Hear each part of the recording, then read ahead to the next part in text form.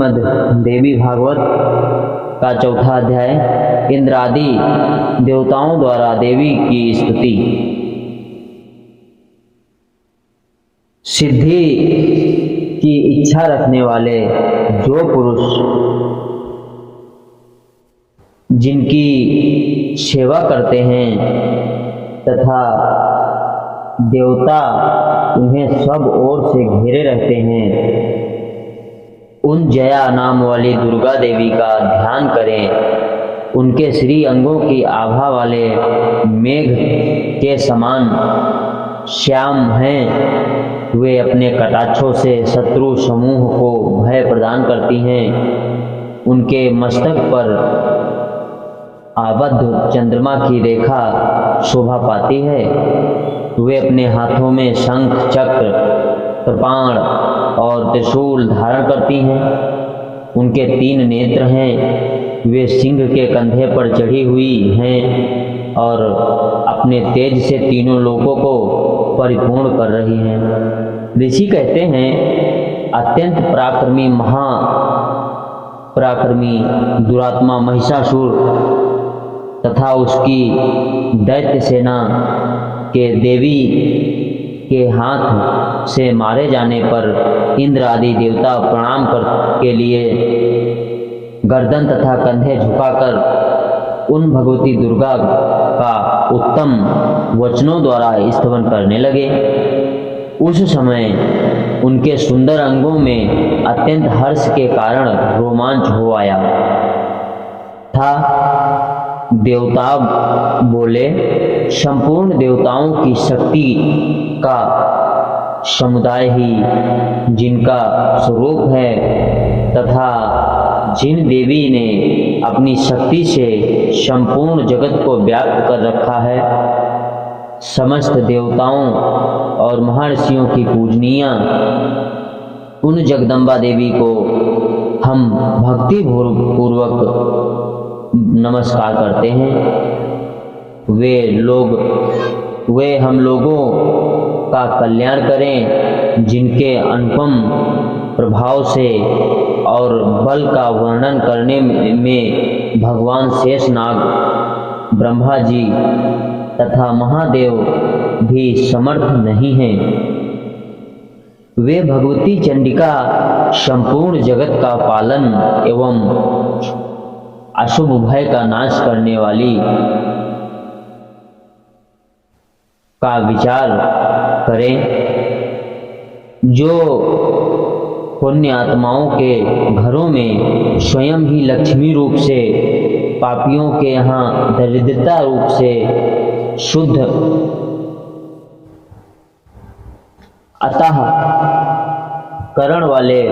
अंतःकरण वाले पुरुषों के हृदय में बुद्धि रूप में, सत्पुरुषों के में श्रद्धा रूप से तथा कुलीन मनुष्यों में लज्जा रूप से निवास करती हैं, उन आप भगवती दुर्गा को हम नमस्कार करते हैं। देवी, आप संपूर्ण विश्व का पालन कीजिए। देवी, आपके इस अचिंत्य रूप का असुरों का नाश करने वाले भारी पराक्रम तथा समस्त देवताओं और दैत्यों के समक्ष युद्ध में प्रकट किए हुए आपके अद्भुत चरित्रों का हम किस प्रकार वर्णन करें।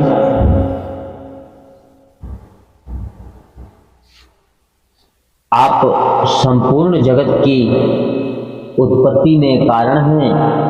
आप में सतोगुण, रजोगुण और तमोगुण, ये तीनों गुण मौजूद हैं, तो भी दोषों के साथ आपका संसर्ग नहीं जान पड़ता। भगवान विष्णु और महादेव जी आदि देवता भी आपका पार नहीं पाते। आप ही सबका आश्रय हैं। यह समस्त जगत आपका शंभु अंशभूत है, क्योंकि आप सबकी आदिभूता, अव्याकृता, पराशर प्राकृति हैं।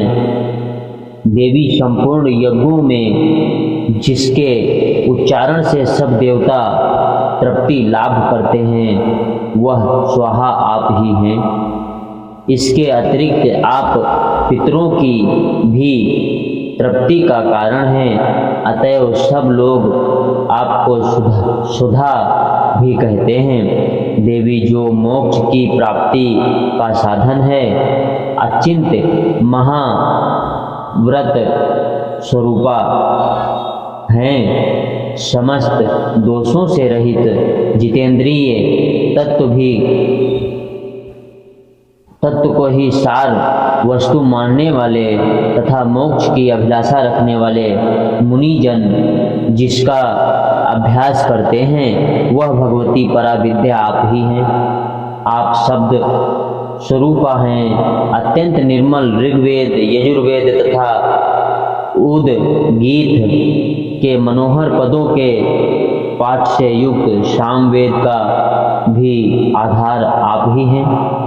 आप देवी, यत्री, तीनों वेद और भगवती छहों ऐश्वर्यों से युक्त हैं। इस विश्व की उत्पत्ति एवं पालन के लिए आप ही वार्ता, खेती एवं आजीविका के रूप में प्रकट हुई हैं। आप संपूर्ण जगत की घोर पीड़ा का नाश करने वाली हैं। देवी, जिससे समस्त शास्त्रों के सार का ज्ञान होता है, वह मेघा शक्ति आप ही हैं। दुर्गम भव सागर से पार उतरने वाली नौका रूप दुर्गा देवी भी आप ही हैं। आपकी कहीं भी आसक्ति नहीं है। कैटभ के शत्रु भगवान विष्णु के वच्छा स्थल में एकमात्र बिन निवास करने वाली भगवती लक्ष्मी तथा भगवान चंद्रशेखर द्वारा सम्मानित गौरी देवी भी आप ही हैं।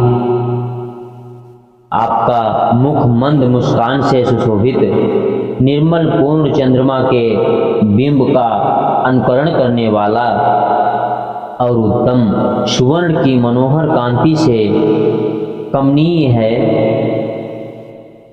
तो भी उसे देखकर महिषासुर को क्रोध हुआ और सहसा उसने उस पर भी प्रहार कर दिया।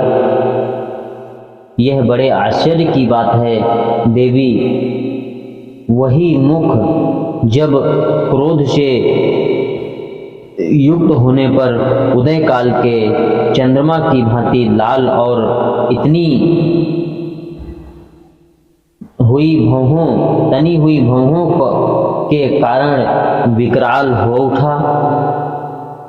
तब उसे देखकर जो महिषासुर के प्राण तुरंत नहीं निकल गए, यह उससे भी बढ़कर आश्चर्य की बात है, क्योंकि क्रोध में भरे हुए यमराज को देखकर भला कौन जीवित रह सकता है।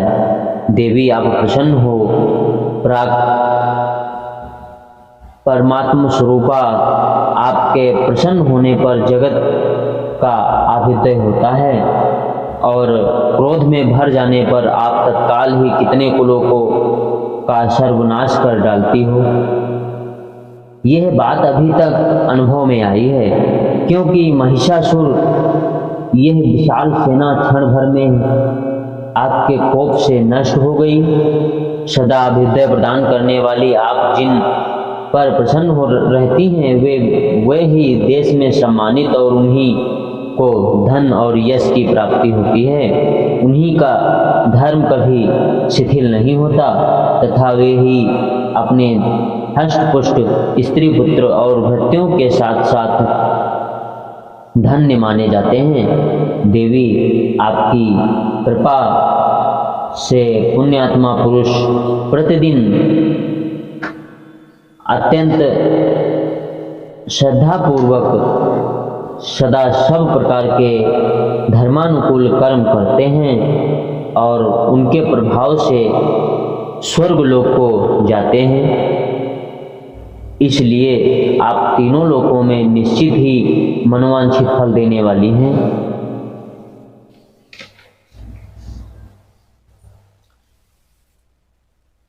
माँ दुर्गे आप स्मरण करने पर सब प्राणियों का भय हर लेती हैं और स्वास्थ्य पुरुषों द्वारा चिंतन करने पर उन्हें पर कल्याणमयी बुद्धि प्रदान करती हैं। दुख, दरिद्रता और भय हरने वाली देवी आपके सिवा दूसरी कौन है जिसका चित्त सबका उपकार करने के लिए सदा ही दयार्द रहता हो। देवी, इन राक्षसों के मारे जाने से संसार को सुख मिले तथा ये राक्षस चिरकाल तक नरक में रहने के लिए भले ही पाप करते रहे हों, इस समय संग्राम में मृत्यु को प्राप्त होकर स्वर्ग लोक में जाएं। निश्चय ही यही सोचकर आप शत्रुओं का वध करती हैं। आप शत्रुओं पर शास्त्रों का प्रहार क्यों करती हैं? हमारे शस्त्रों में से पवित्र होकर उत्तम लोकों में जाएं। इस प्रकार इनके प्रति भी आपका विचार अत्यंत उत्तम रहता है। खड्ग के तेज पुंज की भयंकर दीप्ति से तथा आपके त्रिशूल के अग्रभाग की घनी भूत प्रभा से चौंधियां कर जो असुरों की आंखें फूट नहीं गई, उसमें कारण यही था कि वे मनोहर रश्मियों से युक्त चंद्रमा के समान आनंद प्रदान करने वाले आपके इस सुंदर मुख का दर्शन करते थे। देवी, आपका शील दुराचारियों के बुरे बर्ताव को दूर करने वाला है। साथ ही यह रूप ऐसा है जो कभी चिंतन में भी नहीं आ सकता और जिसकी कभी दूसरों से तुलने में भी नहीं हो सकती तथा आपका बल और पराक्रम उन दैत्यों का भी नाश करने वाला है जो कभी देवताओं के पराक्रम को भी नष्ट कर चुके थे। इस समय आपने शत्रुओं पर भी अपनी दया ही प्रकट की है। वरदायिनी देवी, आपके इस पराक्रम की किसके साथ तुलना हो सकती है तथा शत्रुओं को भी भय देने वाले एवं अत्यंत मनोहर ऐसा रूप भी आपके सिवा और कहाँ है। हृदय में कृपा और युद्ध में निष्ठुरता, ये दोनों बातें तीनों लोकों में भीतर केवल आप में ही देखी गई हैं। माता, आपने शत्रुओं का नाश करके इस समस्त त्रिलोकी की रक्षा की है। उन शत्रुओं को भी युद्ध भूमि में मारकर स्वर्ग लोक में पहुंचा दिया तथा उत्तम दैत्यों से प्राप्त होने वाले हम लोगों के भय को दूर कर दिया। आपको हमारा नमस्कार है। देवी, आप शूल से हमारी रक्षा करें। अंबिके, आप खड्ग से भी हमारी रक्षा करें तथा घंटा की ध्वनि से और धनुष की टंकार से भी हम लोगों की रक्षा करें। चंडिके, पूर्व, पश्चिम और दक्षिण दिशा में आप ही हमारी रक्षा करें। तीनों लोकों में आपके जो पराक्रम परम सुंदर एवं अत्यंत भयंकर रूप विचरते हैं, उनके द्वारा भी आप हमारी तथा इस भूलोक की रक्षा करें। अंबिके, आपके कर पल्लवों में शोभा पाने वाले खड्ग, शूल और गदा आदि जो अस्त्र हों, उन सब के द्वारा आप सब ओर से हम लोगों की रक्षा करें। ऋषि कहते हैं, इस प्रकार जब देवताओं ने जगदम्बा जगन माता दुर्गा की स्तुति की और तदनंतर नंदनवन के दिव्य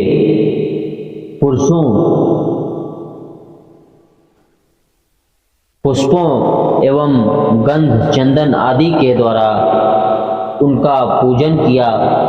फिर सबने मिलकर जब भक्ति पूर्वक दिव्य धूपों की सुगंध निवेदन की, तब देवी ने समस्त वदन प्रसन्न वदन होकर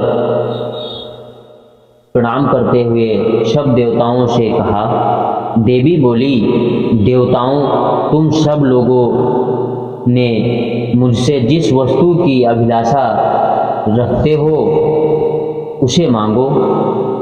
देवता बोले, भगवती ने हमारी सब इच्छा पूर्ण कर दी है, अब कुछ भी बाकी नहीं है, क्योंकि हमारा यह शत्रु महिषासुर मारा गया। महेश्वरी, इतने पर भी यदि आप हमें और वर देना चाहती हो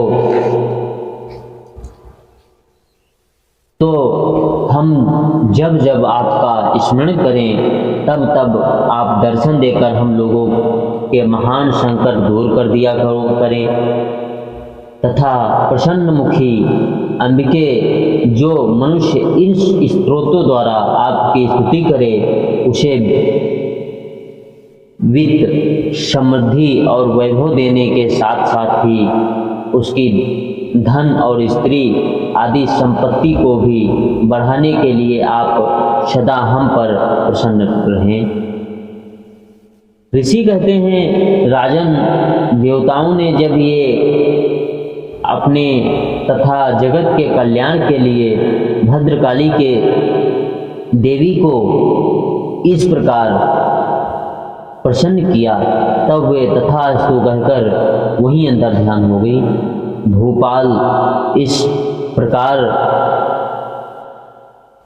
पूर्व काल में तीनों लोकों का हित चाहने वाली देवी जिस प्रकार देवताओं के शरीरों से प्रकट हुई थी, वह सब कथा मैंने कही सुनाई। अब पुनः देवताओं का उपकार करने वाली वे देवी दुष्ट दैत्यों तथा शुंभ निशुंभ का वध करने एवं सब लोगों की रक्षा करने के लिए गौरी देवी के शरीर से जिस प्रकार प्रकट हुई थी, वह सब प्रसंग मेरे मुख से सुनो। मैं उसका तुमसे यथावत वर्णन करता हूँ। इस प्रकार श्री मार्कंडेय पुराण में सावर्णिक मानवंतर की कथा के अंतर्गत देवी महात्म्य में शंकरादित्य स्तुति नामक चौथा अध्याय पूरा हुआ। ओम जय माता की।